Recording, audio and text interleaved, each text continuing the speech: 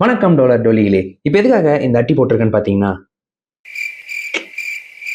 உலாவரும் தென்றலே, என் மீது அடித்த மின்னலே, மின்சாரம் பாயுது உன் கண்ணிலே, உன்னை என்றென்றும் சுமப்பேன் என் நெஞ்சிலே.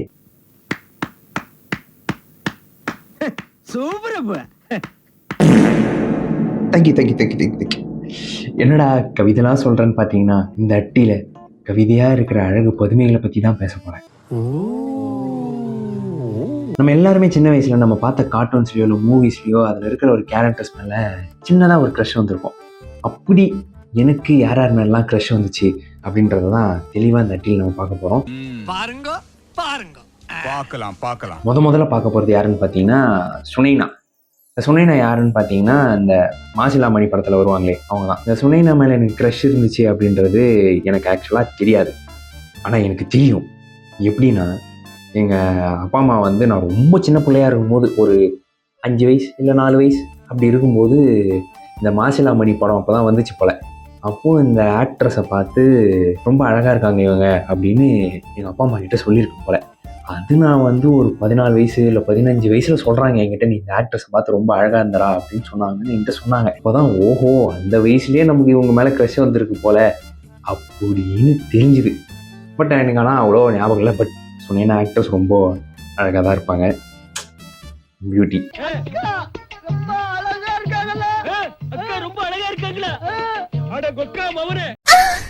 முதல்ல எனக்கு நினைவு தெரிஞ்சு யார் மேல க்ரஷ் வந்துச்சுன்னு பாத்தீங்கன்னா, இந்த டான்னு ஒரு கேரக்டர் தெரியுமா? ஜான் ஆக போறான் டான்.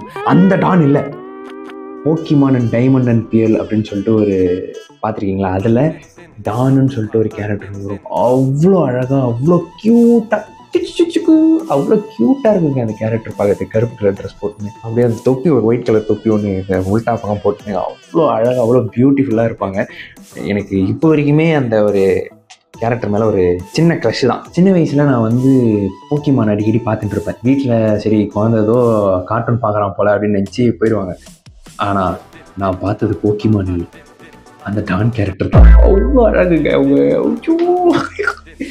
ஆனால் அது அந்த கேரக்டருக்காக போக்கிமான் பார்க்க ஆரம்பித்து அந்த போக்கிமான் டைமண்ட் அண்ட் பியல் வந்து செம்ம ஸ்டோரி, ரொம்ப பிடிச்சிருந்துச்சு. அதை பற்றி இன்னொரு அட்டியில் சொல்கிறேன். பட் அப்பப்போ இந்த ஆஷ் கூட இவங்க நெருங்கி பழகிற சீன்லாம் காட்டுவாங்க. அதெல்லாம் பார்க்கும்போது எனக்கு அந்த வயசுலேயே அவ்வளோ கோவம் வரும் அப்படின்னு. ஆனால் மை ஃபேவரட் ஆல்வேஸ் டான். சின்ன வயசில் அது வந்து க்ரஷ்ஷுன்னே தெரியாமல் அந்த கேரக்டர் பார்க்கறதுனா ரொம்ப பிடிக்கும் அப்படின்ற மாதிரி பார்த்துருந்தேன். ஸோ என்னுடைய க்ரஷ் லிஸ்ட்டில் எப்பவுமே முதல் இடத்த பிடிக்கிறது டான்.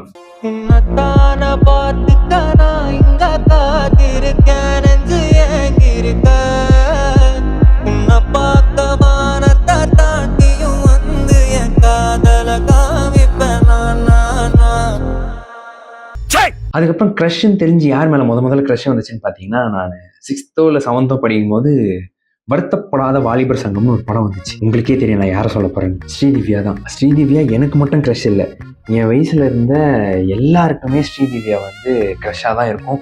ஏன்னா அவங்க வந்து ஹோம்லியாக க்யூட்டாக அழகாக இருப்பாங்க பார்க்கறதுக்கு. அதுக்கப்புறம் ஸ்ரீதிவ்யா அது நிறைய படம் நான் வந்து ஒரு சில படங்கள்லாம் ஸ்ரீதிவ்யாக்காக தான் பார்த்தனே. ஏன் இப்போ ரீசெண்டாக மெய்யழகன் வந்துச்சு, அதுவே நான் ஸ்ரீதிவ்யாக்காக தாங்க பார்த்தேன். அதுக்கப்புறம் கார்த்தி இதெல்லாம் வந்ததுக்கப்புறம் அது இன்ட்ரெஸ்டாக இருந்துச்சு, அது வேற கதை.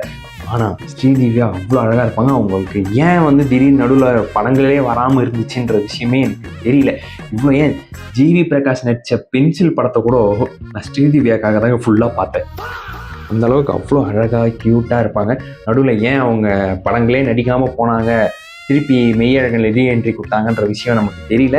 But Sri Divya is always beautiful. ஓப்பனா சொல்கிறேன், விழுந்துட்டேன். அடுத்ததாக பார்த்தீங்கன்னா கீர்த்தி சுரேஷ்.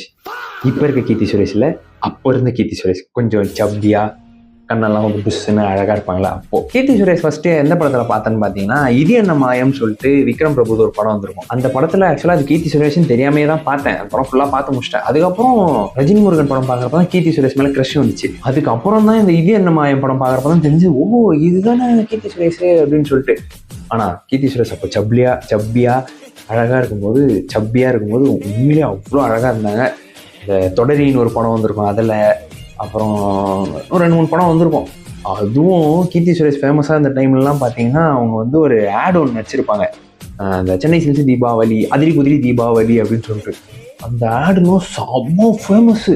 எங்கள் ஸ்கூல்லலாம் ஏதோ இந்த ஃபங்க்ஷன்லாம் நடக்கும், அதுக்கெலாம் அந்த பாட்டு போட்டு டான்ஸ் ஆடினானுங்க பொண்ணுங்களாம். இவ்வளோ ஃபேமஸ்ஸு. அந்தளவுக்கு கீர்த்தி சுரேஷ் வந்து அந்த டைமில் பீக்கில் இருந்தாங்க. திடீர்னு உடம்பு குறைக்கிறேன்னு சொல்லிட்டு உடம்பு குறைச்சி ஆளே வந்து என்னடா இப்படி ஆகிட்டாங்களே அப்படின்ற மாதிரி ஆயிடுச்சு. ஓ மை காட் டேய், என்னடா நினைச்சிட்டு இருக்க உன் மனசுல? அதுக்கப்புறம் யார் மேலே அதிகமாக வந்துச்சுன்னா, இது சொன்னால் வந்து நிறைய பேர் கலாய்ப்பாங்க, பட் முதல்ல ராஷ்மிகா மந்தனா வந்தப்போ பிடிச்சிருந்துச்சு. எது எது? அவங்க இந்த இன்கிம் இன்கிம் இன்கிம் கவாலே அப்படின்ற அந்த பாட்டுலாம் அவ்வளோ அழகாக இருந்தாங்க.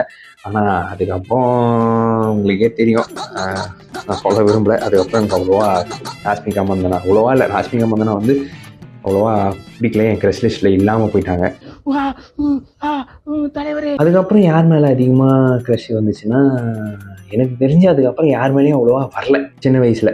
இப்போது மமிதா பைஜு போயின்னு இருக்குது, அது வேறு விஷயம். நாளே நாளே நாளே என்று இன்றே இழகாதே, நீ இன்றே இழகாதே. சரி, என்னங்க நான் பேசுறது மட்டும் கேட்குறீங்க, ஆனால் என் அட்டி கேங்கில் வந்து ஜாயின் பண்ண மாட்டேங்கிறீங்களே, எப்படி ஜாயின் பண்ணணும்னு கேட்குறீங்களா? ஆனால் ரொம்ப சின்ன விஷயம் தாங்க. ஸ்க்ரால் பண்ணிங்கன்னா சப்ஸ்கிரைப்னு ஒரு பட்டன் இருக்கும், அதை ப்ரெஸ் பண்ணி பக்கத்தில் இருக்க பெல் ஐக்கானை ப்ரெஸ் பண்ணிங்கன்னா என் அட்டி கேங்கில் நீங்கள் ஒரு மெம்பரு. சீக்கிரம் ஜாயின் பண்ணுங்க. சரி நண்பர்களே, உங்களுக்கும் சின்ன வயசில் நிறைய க்ரஷ் இருந்திருப்பாங்க. அவங்கள பற்றிலாம் கீழே கமெண்ட் பாக்ஸில் கமெண்ட் பண்ணுங்கள். அடுத்த அட்டகாசமான அட்டியை போடுற வரைக்கும் உங்ககிட்ட இருந்து விடை பெறுகிறேன். பாய்.